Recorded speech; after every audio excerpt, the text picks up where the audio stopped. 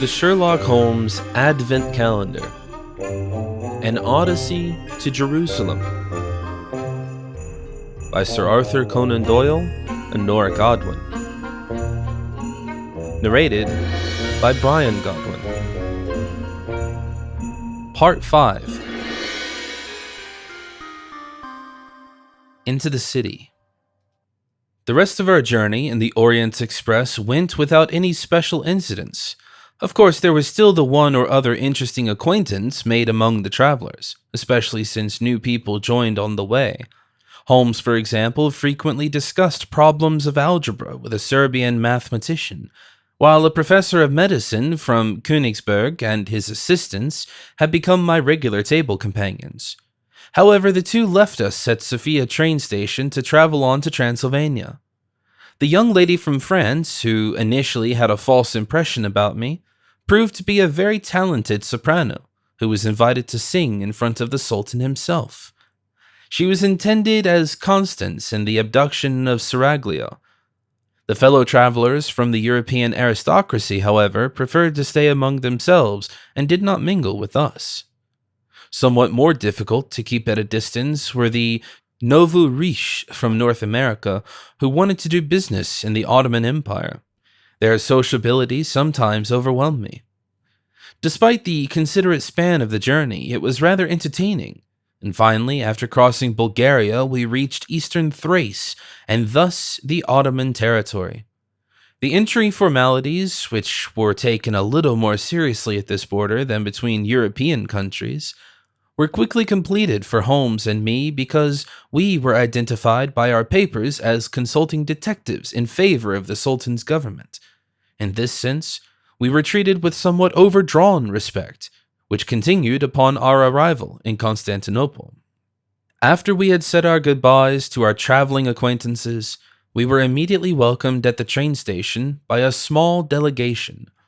We were amazed when we saw our means of transport. Not a carriage drawn by horses, but a modern motor car from German production took us into the city. The emerging alliance between Berlin and the Sublime Porte had already paid off, and so we drove with a so-called automobile to the Yildiz Palace. Constantinople was, of course, one of the most important and impressive cities of current times, even if the Ottoman Empire and its center were already severely tarnished politically and economically.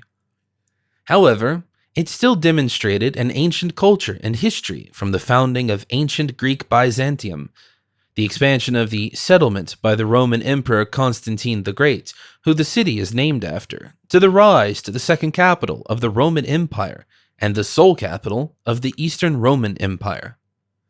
This was followed at the end of the Middle Ages by the conquest of the Ottomans, who showed a much more benign rulership than the Christian Crusaders, who also passed through this city.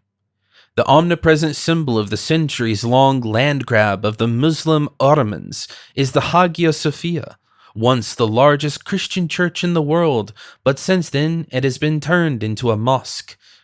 To this day, Constantinople has nevertheless retained a multicultural and linguistically diverse character. In addition to the dominant Turks, there are Greeks, Italians, Armenians, Kurds, Jews, and Arabs, but also the great powers present on the Bosphorus with their trading branches. For several years, the Ottomans have been pushing the new name Istanbul for Constantinople, which was derived from the Greek phrase for "to the city." Yildiz Palace was in reality a complex with many buildings with different functions. Of course, the Sultan also resided in one. It is self-explanatory that we were not scheduled to meet him personally. Instead, our escort took us to the office of an obviously high state official, who acted as a liaison officer to the British government. He was a man in his 30s, with the obligatory mustache, fanciful and ornate uniform, and the traditional headgear of the fez. He greeted us in almost impeccable English. "Welcome to Istanbul, gentlemen," he said, offering us 2 gold-colored chairs in front of his huge desk to take a seat on. "My name is Mohammed Saeed Halim. On behalf of the exalted Sultan, I would like to express our pleasure that Her Majesty Queen Victoria has given us such competent support. Your reputation, Mr. Holmes, of course precedes you. Pleasure is all ours, Holmes replied. But I would like to assure you that not everything that is reported about me and my work is true. Saeed Halim showed a smile and said, "Oh, don't worry about the incidents in Greece. We thought they were quite amusing. The Ionians do not understand diplomacy and manners. Under Ottoman rule, this would certainly not have happened in Athens." Holmes nodded politely, but still tried to quickly leave the subject behind. "What happened happened," he explained. "We want to dedicate ourselves to the present. Now that Dr. Watson and I have been on the road for a few days, you certainly want to present us with an up-to-date status report from Palestine." "Indeed," the Ottoman official confirmed. "Unfortunately, the recent news is not too good. There have been more attacks in Jerusalem to undermine our authority. A weapons depot was blown up. It was completely destroyed." "Hopefully there were no casualties," I interjected. "Fortunately not," Saeed Halim replied. The two soldiers guarding the location had been overwhelmed before the explosion and taken out of the danger zone. They were later found unconscious but unharmed in a sheepfold on the outskirts of the city. Holmes thought for a few seconds, then concluded, "This is strange. The attackers are apparently trying to avoid any casualties. It even seems absurd that the weapons arsenal was blown up like that. If I were to prepare for an uprising, I would try to get my hands on weapons and ammunition, not destroy them. These people are not successful at resistance." "No, they are not fighting for freedom," the official replied immediately. "They are merely terrorists. For my part, even stupid terrorists, but still terrorists. There is no doubt about that." "Don't get me wrong," Holmes explained in response to the objection. "I'm not interested in understanding the perpetrator's cause, but in understanding their actions. This is the key to tracking them down and putting a stop to it." "This is the plan," said Saeed Halim. "Anyway, the attack on the weapons depot was not the only event I have to bring to your attention. A multilingual pamphlet was distributed among the population representing an attack on the Ottoman sovereignty. We did an English translation of the text." With these words, he took a piece of paper from a drawer and handed it to Holmes. He set out to read it while I looked over his shoulder. The following words were written on the pamphlet. "Freedom for Palestine! The Ottoman occupation brings us only oppression, exploitation, and poverty. Our people are denied a free and self-determined development. The occupiers must leave the country so that Palestine has a future again. Ottomans go home." "In a nutshell," I commented, "but it remains unclear. Who is this text aimed at?" "My only answer would be," Saeed Halim replied, "to no one and to everyone. The pamphlet possibly resonates within all of the population: Arabs, Bedouins, Muslims, Christians, Jews, and Egyptians. They could all possibly conspire against the Sultan. There are already rallies for the terrorists and more acts of civil disobedience." "And the Ottoman administration and army are not in a position to end this?" I asked with a slightly mocking undertone. "You're not exactly squeamish about the Armenians." This remark was, of course, a bit of a provocation, but the Turkish official remained calm. "This is something completely different," he claimed. "You cannot rule Jerusalem with the sword. It is the city of peace. The Sultan would be heartbroken should military intervention become necessary. That is precisely the reason why we rely on your valued cooperation. Stop these attacks and agitation with your methods, and peace will be preserved in Jerusalem." Holmes nodded. "I understand," he said. "However, this is a great responsibility that you are burdening us with. Of course, we will do our utmost to justify your trust. There is probably no time to lose." "Indeed," Saeed Halim confirmed. "Tomorrow morning your ship departs. This will be much faster and less tedious than the land route. A contact man from the Ottoman Palestinian police is waiting for you in Haifa. He will escort you to Jerusalem and stand by your side all the way."